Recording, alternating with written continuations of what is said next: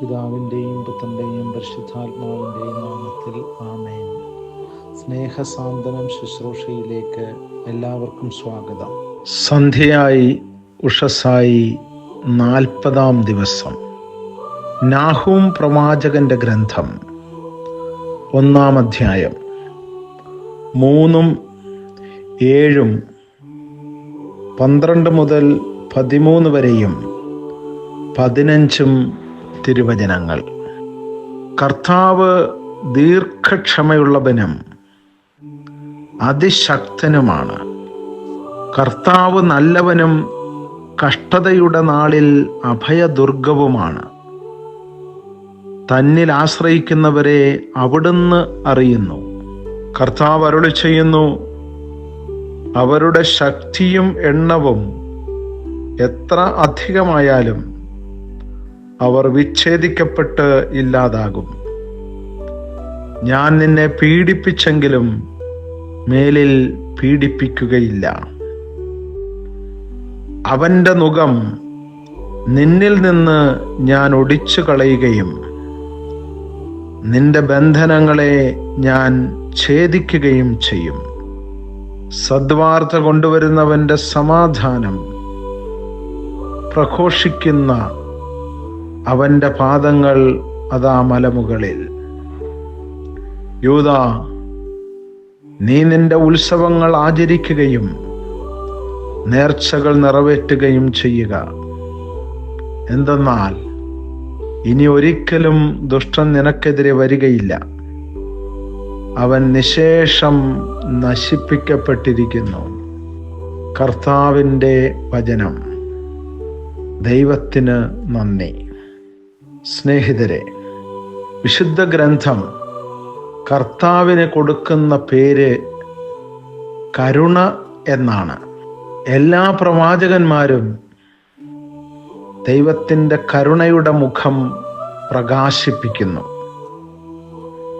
നാഹൂം പ്രവാചകൻ വിളിച്ചു പറയുന്നു, കർത്താവ് ദീർഘക്ഷമയുള്ളവനും അതിശക്തനുമാണ് എന്ന്. നമ്മുടെ കഷ്ടതകളിൽ അവൻ നമുക്ക് അഭയദുർഗവും അവിടുന്ന് ആശ്രയിക്കുന്നവർക്ക് അവിടുന്ന് ദയാലുവുമാണ്. ദൈവത്തിൻ്റെ അതിശക്തമായ കരുണയുടെ അഭിഷേകമാണ് രക്ഷാകര ചരിത്രം.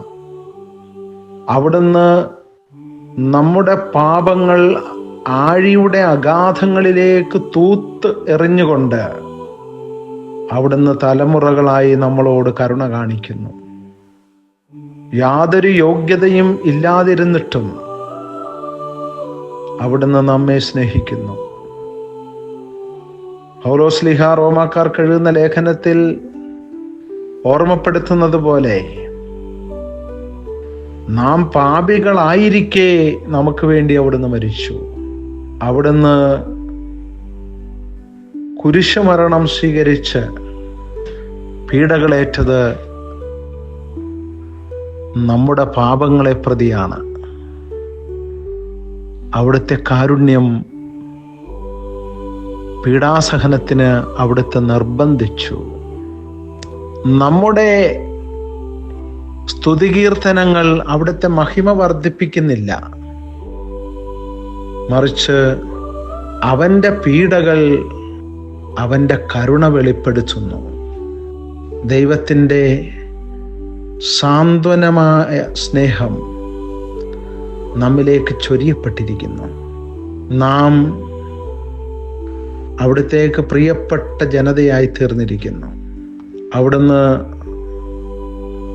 നമ്മെ ഓർമ്മപ്പെടുത്തുന്നുണ്ട്, എനിക്ക് നിന്നോടുള്ള കരുണ അനന്തമാണ്.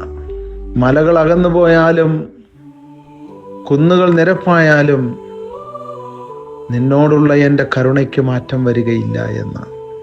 അതിശക്തമായ കരുണയുടെ സദ്വാർത്തയാണ് നാഹൂം പ്രവാചകൻ നമ്മെ ഓർമ്മപ്പെടുത്തുന്നത്. അതുകൊണ്ട് നാം ആചരിക്കേണ്ട ഉത്സവം ദൈവത്തിൻ്റെ കരുണയാണ്. നാം നിറവേറ്റേണ്ട നേർച്ച ദൈവം കാട്ടിത്തന്ന കരുണയുടെ അഭിഷേകമാണ്. അങ്ങനെ എൻ്റെ സ്വർഗസ്ഥനായ പിതാവ് കരുണയുള്ളവനായിരിക്കുന്നത് പോലെ നിങ്ങളും കരുണയുള്ളവരായിരിക്കുവിനെന്ന് ദിവ്യനാഥൻ്റെ വചനം അനുസരിച്ച് പ്രവർത്തിക്കുമ്പോൾ ഒരു ദുഷ്ടനും നമുക്കെതിരെ വരികയില്ലെന്ന് നാഹൂം പ്രവാചകനിലൂടെ ദൈവം നമ്മെ ഓർമ്മപ്പെടുത്തുന്നു.